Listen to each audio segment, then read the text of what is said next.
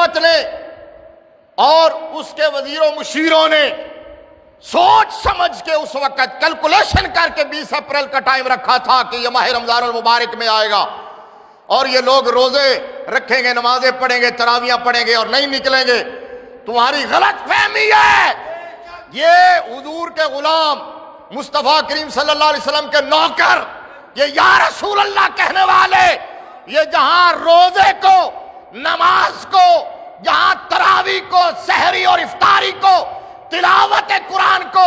ذکر اور فکر کو، یہ افطاری کروانے کو، صدقہ و خیرات کو عبادت سمجھتے ہیں، وہیں یہ لوگ ان سب سے بڑی عبادت مصطفیٰ کی عزت پر پہرا دینے کو سمجھتے ہیں۔ سب سے بڑی عبادت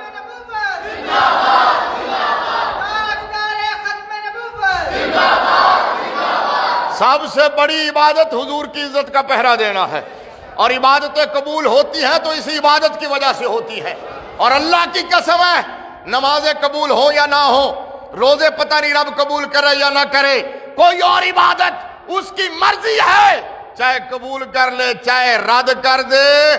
لیکن جو اس کے